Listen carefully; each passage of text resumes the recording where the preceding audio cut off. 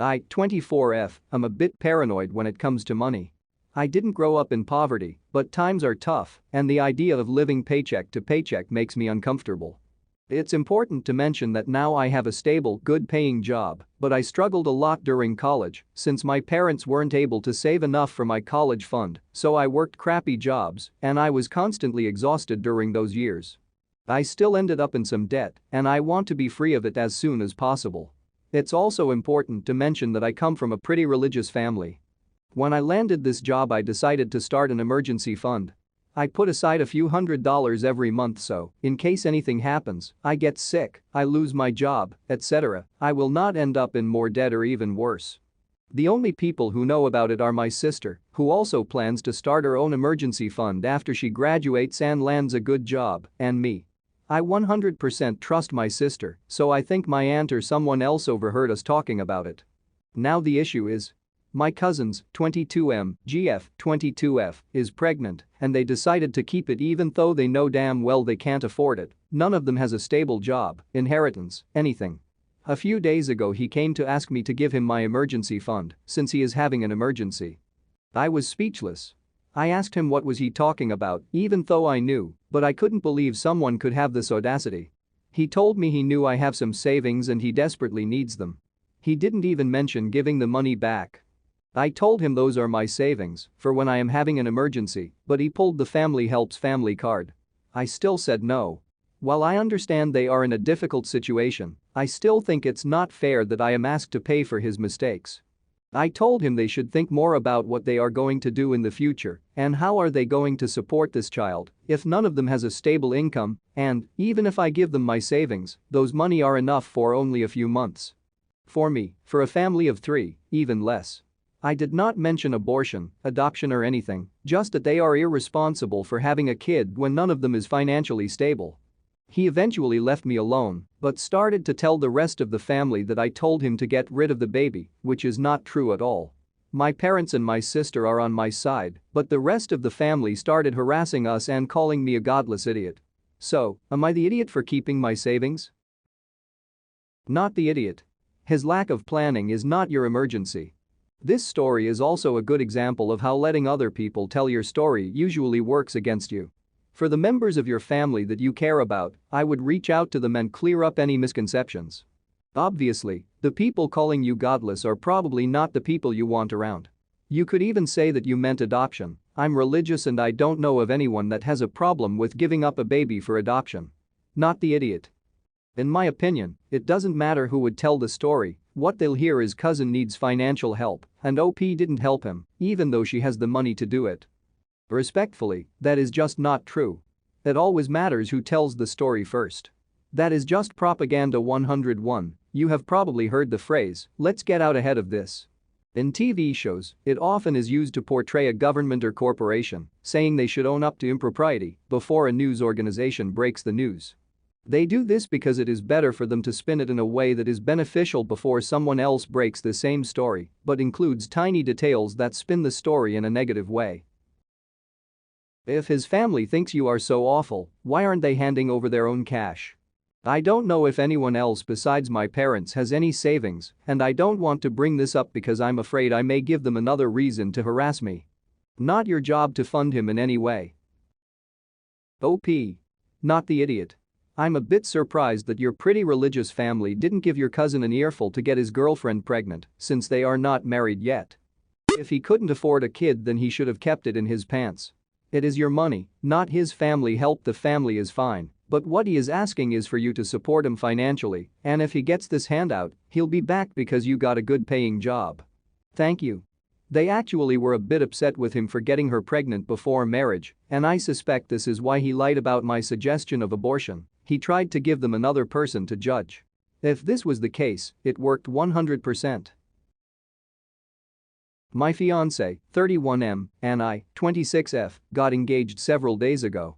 This is relevant, he's tall and I'm in the 5s category, pretty small compared to him and his family. He asked that I wear high heels at our engagement party since there were going to be photos. Although I wasn't comfortable, not a fan either, with high heels, I decided to wear them just for his sake since he begged and pleaded, and also since he promised I would be sitting most of the time. But at the party he had me stand for hours to welcome the guests. There were like 20 guests with him. I got so tired of standing and my feet and legs were on fire. I asked if I could sit, but his mom said I'm the fiancé and should stand next to my partner, not just sit, like the party had nothing to do with me. I told my fiancé again that I was in so much pain, but he said suck it up, it's almost over. I had enough of it. I took my heels off and let my feet and legs cool off. He and his mom looked at me in utter confusion. Several of his family and guests saw me barefoot as well. He freaked out asking what I was doing. His mom asked that I put my heels on, but I said my feet were done and I couldn't do it anymore. My fiancé begged me, but I stood there till it was over like he wanted. The minute I got in the car he flipped out, saying I embarrassed him in front of family and friends by standing there barefoot and refusing to put my heels back on, even after his mom repeatedly asked. I reminded him that he said I wouldn't be standing, but turns out it wasn't true. He argued that for someone with a height like mine, then I should wear high heels more often, and said should have sucked it up for his sake. He went upstairs and turned his phone off and refused to speak to me.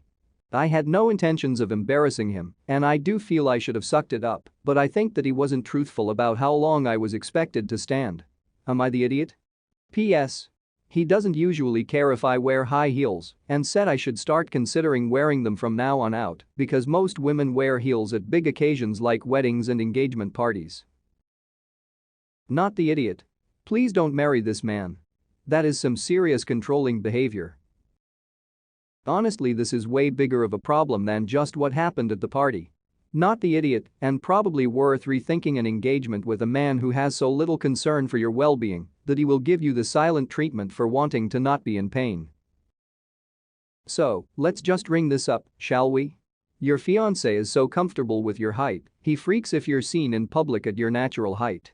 Your fiancé thinks he's been embarrassed in front of his family and friends if you take your shoes off. Your fiancé thinks that the fact that his mom asked is more important than the fact that you are in pain. Your fiancé describes you in terms like with a height like yours as if you're defective. Your fiancé goes off and sulks and refuses to speak to you over this. Did I miss anything? Not the idiot. I have 3 kids, 15F, 12F, and 7M. My oldest has always been a cuddler, and that suits me fine because I am too. Recently my in-laws were over, and we were all watching a movie together. It was a kids' movie, and so my 15 years old was bored out of her mind and tired, so she started to snuggle up to me and go to sleep. After the movie was over, we sent all the kids to bed their rooms and got chatting for a bit longer. There was a fair bit of wine involved. I was sober though, and eventually, after a short silence, my Phil let it drop that he thought it was inappropriate. I still cuddled with my 15 years old. I don't really know why he brought it up suddenly, but I was prepared to laugh it off and just assumed it was the alcohol. To my surprise, my wife and Mill both agreed with him. I have a lot of respect for my in-laws, I get along with them great, and I consider them closer than my own parents. Obviously, I'm quite fond of my wife as well, but I outright told them to back off and go to hell, and then left them and went to bed. I'd never spoken to any of them like that before, but it felt like the right thing to say at the moment. They all want me to apologize for being so rude to them. Am I the idiot? P.S. We were not spooning, she was sitting next to me laying on my chest. I don't know if it's important info, but I didn't yell. I won't be apologizing to any of them, especially now that I know their reasoning. I love my wife, but it hurts that she doesn't trust me. Not the idiot. The implications of what they're suggesting are horrendous. You cuddle your kid. It's lovely that she feels so comfortable with you. They're projecting their own disgusting thoughts, and it's crap. You shouldn't be apologizing to them, they should be apologizing to you for the implication. Not the idiot. It's a cuddle, not a fondle. Just because they are making it sexual doesn't mean you or your daughter are. If the mother and daughter were cuddling, nobody would bat an eye. The in-laws are disgusting. Not the idiot. The recent trend of people sexualizing perfectly normal behavior between parents and children is really getting out of hand. They need to realize that they're the ones being perverse and not you. Don't blame you at all for reacting the way you did to their frankly disgusting comment.